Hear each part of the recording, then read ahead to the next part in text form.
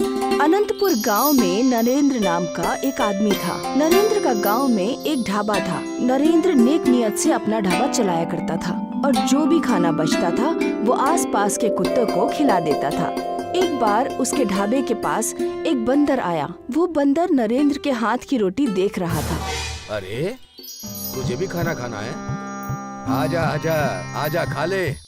नरेंद्र ने वो रोटी जमीन पर रख दी और बंदर ने वो रोटी उठा ली। अरे वाह! नरेंद्र ने कुछ और रोटी के टुकड़े जमीन पर रखे। बंदर ने उन्हें भी उठा लिया और वहाँ से भाग गया। वो हर रोज शाम के समय नरेंद्र के पास आता। नरेंद्र उसे बची खुची रोटियां खिलाया करता था। आपने इस बंदर की आदतें खराब कर दी हैं। ये रोज यहाँ आकर मौजूद हो जाता है और अब तो आप इसे बेहतरीन रोटियां खिला रहे हैं। अरे कोई बात नहीं अशोक, तेरे और मेरे परिवार की तरह इस बंदर का भी परिवार है जिसके खातिर ये रोटी लेकर के जाता है, बस। अरे आपको कैसे मालूम मालिक? अगर ये अकेला होता तो सारी खा जाता ना, पर ये सयाना है, रोटी ले जाता है। जितनी भी रोटियां दोगे सब की सब ले जाता है वो। तो जरूर ये पहले अपने परिवार को खिलाता है, उसके बाद ये खुद खा जाता है। हाँ यकीनन। अब जा उसे रोटी दे दे। उस बेजुबान जानवर को 2 रोटी खिला देंगे तो हमारा कोई भी नुकसान नहीं होगा। अशोक ने बंदर के सामने 2 रोटियां रखी और वो रोटियां लेकर चला गया। इसी तरह रोज चलता रहा। बंदर अपने बच्चों के साथ रोटियां लेने आया करता था। नरेंद्र अब उसे ज्यादा रोटियां देता। नरेंद्र का ढाबा भी बेहद अच्छा चल रहा था, इसीलिए उसने एक और लड़का नौकरी पे रखा, मानिक। अशोक खाना पकाता था और मानिक खाना ग्राहकों तक पहुंचाता था। सब कुछ अच्छा चल रहा था। फिर अचानक नरेंद्र का एक्सीडेंट हो गया। एक टेम्पो ने उसे ठोकर मार दी। नरेंद्र का अस्पताल में इलाज हुआ। उसकी जान तो बच गई, पर उसका पाँव खराब हो गया था। वो अपाहिज हो चुका था। नरेंद्र की बीवी सुधा का रो रो कर बुरा हाल था।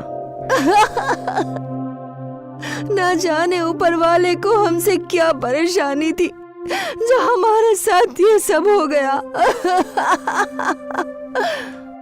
अरे सुधा, शुक्र करो ऊपर वाले का कि मैं अभी जिंदा बच गया। पर अब कैसे जिंदगी बिताएंगे? जैसे ऊपर वाला चाहेगा वैसे ही जिएंगे। नरेंद्र हर बात में अच्छाई ढूंढता था। भले ही उसका एक्सीडेंट हो गया हो और वो अपाहिज हो गया हो, लेकिन फिर भी वो जिंदा था। वो इसी बात से खुश था। नरेंद्र ने एक्सीडेंट के बाद कई दिनों तक अपना ढाबा बंद रखा। नरेंद्र अपने घर पर ही रहता था। वैसे अब ये कब तक चलेगा? मुझे वापस ढाबा शुरू करना ही पड़ेगा। पर अब आप ये सब अकेले कैसे संभालेंगे? अरे सुधा, मैं अकेला कहाँ हूँ? तुम्हारा साथ है ना? हम दोनों एक साथ मिलकर ढाबा खोल लेंगे, और क्या? क्यों? जी, नरेंद्र को कैसे भी करके अपने हालात बदलने थे। अगली सुबह नरेंद्र और सुधा अपने ढाबे पर पहुँचे। ढाबा बेहद गंदा था। दोनों ने सफाई की। सुनिए, हमने ढाबे की सफाई तो कर दी, पर हम इसे चलाएंगे कैसे? देखो सुधा, मैं खाना पका लूंगा और तुम उन्हें ग्राहकों तक पहुंचा देना और मेज वगैरह साफ कर लेना। अरे कुछ दिनों के बाद जब पैसे आ जाएंगे तो किसी लड़के को काम पर रख लेंगे, और क्या? ठीक है जी। इसी सोच के साथ नरेंद्र ने वापस ढाबा शुरू कर दिया। उसने ऊपर वाले की इबादत की और फिर चूल्हा जलाया। कुछ ही देर बाद कुछ लोग आए। बहुत खूब, बहुत दिनों के बाद खुला है ये ढाबा। पर जब उन लोगों ने नरेंद्र के पैर देखे तो उन्हें इस बात का बेहद अफसोस हुआ। अरे अरे रे, ख्याल में ही नहीं था कि ऐसा कुछ हो गया। खैर, अब किस्मत के आगे किसकी चली है। अब मुझे बस एक लंच प्लेट दे दो। जी जरूर, अभी दे। नरेंद्र खाना परोसने लगा और सुधा ग्राहकों को खाना देने लगी। उनकी गाड़ी जैसे तैसे चल रही थी। पहले से कम ही सही, पर दोनों पैसा कमा रहे थे। इसी तरह कुछ दिनों तक सब कुछ ठीक ठाक चलता रहा। नरेंद्र ने बंदर को फिर से रोटी देना शुरू करा। वो बंदर भी ढाबे पर रोज आने लगा था। एक दिन सुधा की तबीयत बेहद खराब हो गई। वो फिर भी ढाबे पर जाने के लिए तैयार हो गई। अरे सुधा, तुम्हें तो बहुत बुखार है। इन हालात में तुम काम कैसे करोगी? तुम्हें आराम की जरूरत है। आज मैं ढाबा अकेले चला लूंगा, तुम फिक्र मत करो। लेकिन अब आप अकेले कैसे कर सकेंगे? फिक्र मत करो, मैं कर लूंगा। तुम आराम करो, सिर्फ आराम। जब से मैं अपाहिज हुआ हूँ, तुम्हारा काम कुछ ज्यादा ही बढ़ गया है सुधा। आज तो सुकून कर लो। सुधा आराम करना नहीं चाहती थी, लेकिन फिर भी नरेंद्र ने उसे घर पर ही आराम करने के लिए कहा। नरेंद्र अकेले ढाबे पर गया। उसने ढाबा खोला। कुछ देर बाद और लोग आए। भाई, दो चाय लेकर आओ। जी हुजूर, अभी लेके आया। नरेंद्र खुद ही चाय बना रहा था और खुद ही बैसाखी के सहारे सबको चाय देने लगा। इसी तरह वो लंगड़ा लंगड़ा कर खाना परोसने लगा और वो बंदर उसकी मजबूरी देख रहा था। न जाने बंदर ने क्या सोचा। वो ढाबे के अंदर गया और उसने नरेंद्र के हाथों से खाना ले लिया और खुद ग्राहकों तक ले गया। नरेंद्र हैरान था। वो समझ नहीं पा रहा था कि बंदर ऐसा क्यों कर रहा है। बंदर जमीन पर बैठ गया। कुछ देर के बाद कुछ लोग और आए। भाई, 3 लंच प्लेट दे दो। जी जरूर।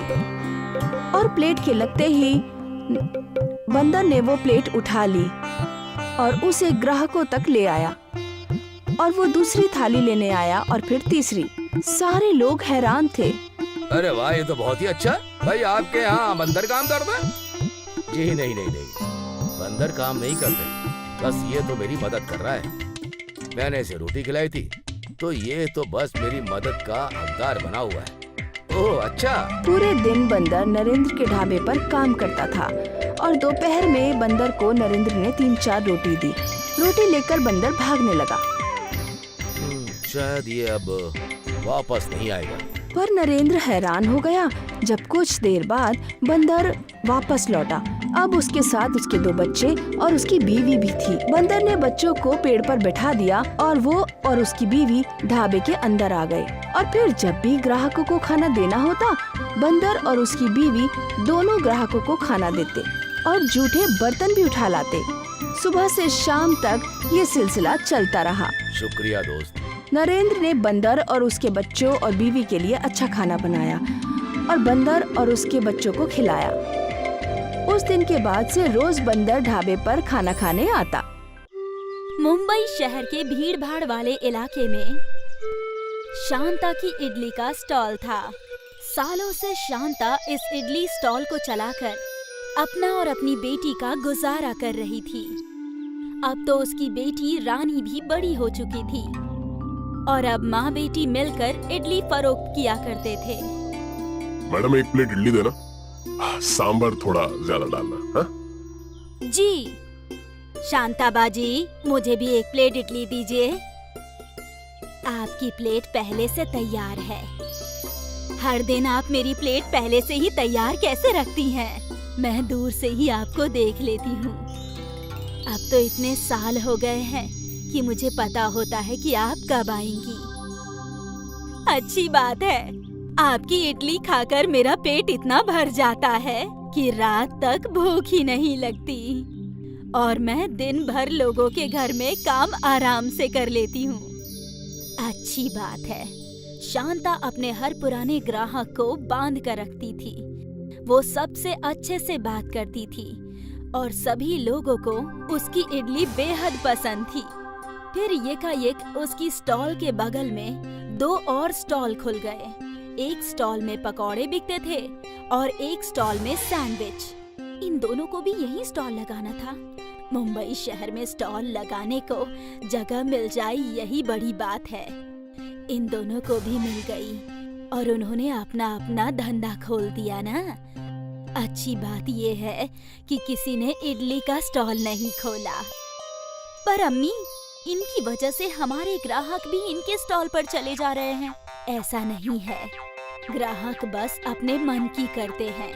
अगर आज उन्हें मन इडली खाने का है तो वो इडली ही खाएंगे, पर अगर उन्हें पकौड़े खाने हैं तो वो इडली नहीं खाएंगे, समझी? पर जब ये पकौड़े वाला और सैंडविच वाला नहीं था तो हमारा कारोबार कितना अच्छा चल रहा था ना माँ। अब भी अच्छा चलेगा। हमें कुछ नया करने की जरूरत है बेटा। आजकल नौजवानों को वैसे भी इडली ज्यादा पसंद नहीं है। हमें कुछ ऐसी चीज ढूंढनी होगी जो नौजवानों को पसंद आए। अम्मी, मैगी बेचते हैं। वो तो बगल वाली गली में बिकती ही है। क्यों बेफिजूल में उस गरीब का धंधा छीनना है हमें। पर अम्मी, मैगी से ज्यादा कोई चीज नहीं बिकती। कुछ ना कुछ तो होगी ही, या ऐसा कुछ जिससे हम साधारण इडली को कुछ नया कर दें। वेजिटेबल इडली, रवा इडली, ये सब तो हम बेचते ही हैं अम्मी। इसके अलावा क्या कर सकते हैं? तुमने अभी अभी कहा ना मैगी बहुत चलती है, तो क्यों ना हम मैगी को इडली में मिला दें। मतलब मैगी इडली। हाँ, वजह फरमाया। पता नहीं जायका कैसा होगा, पर सोचकर तो अच्छा लग रहा है। एक बार बना कर देखते हैं अम्मी। ठीक है। रानी एक मैगी का पैकेट ले आई और उसने मैगी बनाई और फिर अपने इडली के सांचे में थोड़ा सा इडली का आटा डाला और ऊपर ढेर सारी मैगी डाली। ऐसे करके उसने पूरा सांचा भर दिया और गैस जला दी। फिर दोनों माँ बेटी बेसब्री से इंतजार कर रही थी मैगी इडली के तैयार होने की। लगभग 7 मिनट बाद रानी ने डिब्बा खोला।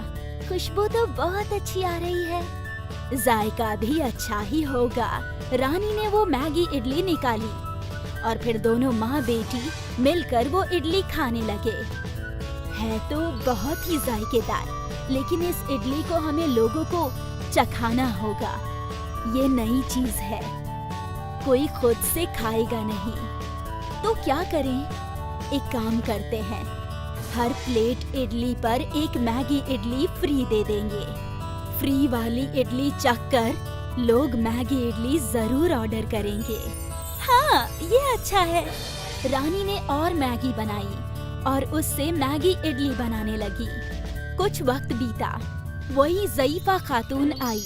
शांता ने रोज की तरह उसकी इडली की प्लेट लगाई और आज उसमें एक मैगी इडली भी रख दी। ये क्या नया है?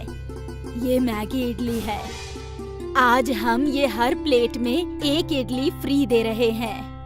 अच्छा है, अच्छा है। उस ज़ईफा खातून ने मैगी इडली खाई और उसे वो पसंद आई।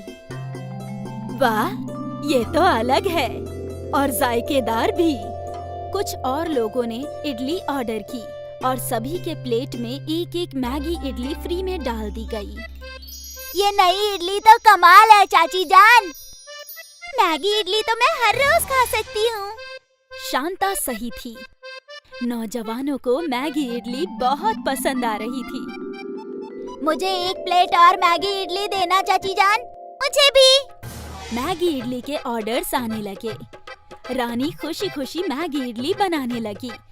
सभी लोगों को ये नई प्रकार की इडली बहुत पसंद आ रही थी। बच्चों से लेकर बुजुर्गों तक सभी लोग मैगी इडली खाने आ रहे थे। शाम तक शांता के स्टॉल के बाहर ग्राहकों का हुजूम लग गया। दोनों माँ बेटी धड़ाधड़ मैगी इडली बनाने लगी और ग्राहक खाने लगे। शाम को जब रानी ने स्टॉल बंद किया, अम्मी, आज तो बहुत थक गई। अब ऐसी भीड़ की रोज आदत डाल ले। अब ये भीड़ कम नहीं होगी। अम्मी, मुझे नहीं लगा था कि मैगी इडली लोगों को इतनी पसंद आएगी। मुझे यकीन था, क्योंकि मैगी सबको पसंद है और हमने इडली में मैगी बनाई। ये नई चीज है। हाँ अम्मी। दोनों माँ बेटी थक कर घर चले गए। अगली सुबह उनके आने से पहले ही ग्राहकों का हुजूम लगा था। रानी और शांता दोनों हैरान थे। वो दोनों दिन भर मैगी इडली बनाती गईं और ग्राहक खाते गए। शांता ने कुछ और लोगों को काम पर रख लिया। ग्राहकों की भीड़ बढ़ती ही जा रही थी। कुछ ही महीनों में शांता ने अपना खुद का होटल खोल लिया, मैगी इडली हाउस। सोचा नहीं था कि इतनी जल्दी ये सब हो पाएगा। हमारा मैगी इडली का आइडिया तो काम कर गया। और हमारी मेहनत भी। हाँ अम्मी, शांता का ये मैगी इडली हाउस एक कॉलेज के पास खुला था और कॉलेज के सारे नौजवान मैगी इडली खाने वहीं आते थे। शांता और रानी दिन दोगुनी रात चौगुनी तरक्की कर रहे थे। 1 साल बाद शांता ने रानी की शादी बड़े ही धूमधाम से की। शांता ने रानी को बड़ा घर और सारी चीजें दी जो वो बचपन से उसे देना चाहती थी। आज शांता खुश थी।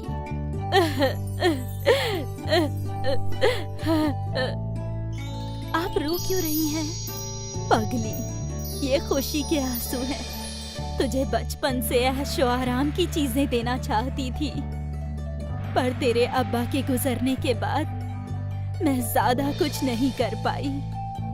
अम्मी, आपने बहुत कुछ किया है, आप इतना मत सोचिए। और आखिरकार मैगी इडली की वजह से शांता और रानी को उनकी खुशियां मिल ही गई। उषा एक गरीब वड़ा पाव वाली थी। उसके शौहर अपाहिज थे, इसीलिए वो वड़ा पाव बनाकर बेचा करती थी। वड़ा पाव, गर्मा गर्म वड़ा पाव। बेहद कम लोग उसकी आवाज सुनकर उसका वड़ा पाव खाने आते थे। उषा के वड़े मजेदार होते थे और वो अक्सर परेशान होकर घर वापस आती। क्या हुआ? आज भी कुछ खास बिक्री नहीं हुई क्या उषा? न जाने क्या हो रहा है जी, आजकल लोग वड़ा पाव नहीं खाते। माँ, आजकल लोग मैगी, फ्रैंकी, बर्गर, पिज्जा ये सब खाते हैं। अगर यूं ही चलता रहा तो हमारी गुजर बसर कैसे होगी? कुछ न कुछ तो जरूर होगा, तुम फिक्र मत करो। माँ, तुम कुछ और चीज क्यों नहीं बेचती, जैसे बर्गर या पिज्जा? मुझे वो सब बनाना नहीं आता है, मुझे तो सिर्फ वड़ा पाव बनाना ही आता है।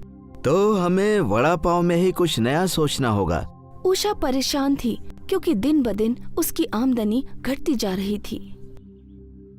अगली सुबह उषा सुबह जल्दी घर से निकली। वड़ा पाव, गर्मा गर्म वड़ा पाव। वो काफी देर तक चिल्लाती रही, लेकिन कोई भी उसके वड़ा पाव के ठेले पर नहीं आया। आज इतनी भीड़ है पर कोई भी ग्राहक मेरे ठेले पर नहीं आया। उषा और जोर जोर से चीखने लगी, वड़ा पाव, गर्मा गर्म वड़ा पाव। उषा की आवाज सुनकर उसका पुराना ग्राहक उसके नजदीक आया। कितने वड़ा पाव चाहिए संजय? एक वड़ा पाव देना चाची जी। आप कब से इतनी आवाज लगा रही हैं? कोई वड़ा पाव खाने आ ही नहीं रहा है, इसलिए मैं आ गया। लगता है अब आपको वड़ा पाव कुछ नया ढंग से बनाना होगा, एकदम नया वड़ा पाव, जैसे रंगीन वड़ा पाव। हाँ। पर क्या ऐसा रंग बिरंगे वड़ा पाव बिकते हैं? हाँ हाँ, जरूर बिकेंगे। आजकल के लोगों को अजीब और अलग चीजें ही पसंद आती हैं। तो ठीक है, हम कोशिश करते हैं। ठेला बंद करने के बाद उषा ने बाजार से फूड कलर ले लिया। शाम को जब वो घर पहुंची। अच्छा, आज कारोबार कैसा था? धंधा तो पहले ही जैसा था, लेकिन आज हमें एक नया आइडिया मिला है। हमारा जो पुराना ग्राहक है ना संजय, उसने दिया है। कैसा आइडिया? रंगीन वड़ा पाव का। रंगीन वड़ा पाव? जी हाँ, और इसीलिए हम आते आते फूड कलर ले आए। आज हम बना कर देखेंगे कि रंगीन वड़ा पाव कैसा होता है। और फिर उषा ने रंगीन वड़ा पाव बनाना शुरू किया। उसने हमेशा की तरह वड़े का बेसन साना और फिर उसे अलग अलग बर्तनों में डालकर उसमें अलग अलग फूड कलर डाले और फिर आलू की सब्जी को रंगीन बेसन से रंग कर उसने तेल में छाना। देखने में तो खूबसूरत है, बिल्कुल रंग बिरंगा। उषा और राघव ने रंगीन वड़े चखे। वैसे बढ़िया है। माँ, मुझे भी दो। मानिक ने नीले रंग का वड़ा खाया और उसे पसंद आया। तीनों को रंगीन वड़े मजेदार लग रहे थे।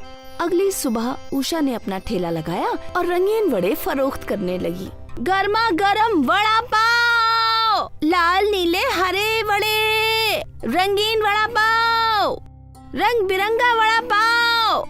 रंग बिरंगे वड़े देखकर ग्राहक उसके ठेले की तरफ खींचे चले आए। मुझे एक नीला वड़ा पाव दीजिए चाची जान। उषा ने उस लड़की को नीले रंग का वड़ा पाव दिया जो उसे बेहद मजेदार लगा। और उसके बाद संजय वहाँ आया। अरे सच में आपने तो रंगीन वड़े बना दिए। हाँ, आपने ही तो आइडिया दिया था और देखिए सबको बहुत पसंद आ रहा है।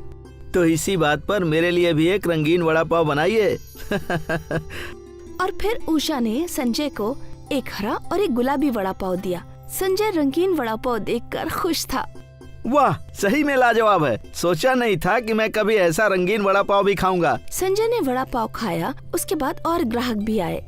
बहन जी, मुझे एक लाल वड़ा पाव देना। हाँ, मुझे भी। उषा रंग बिरंगे बड़े बनाने लगी और ग्राहक खाते गए।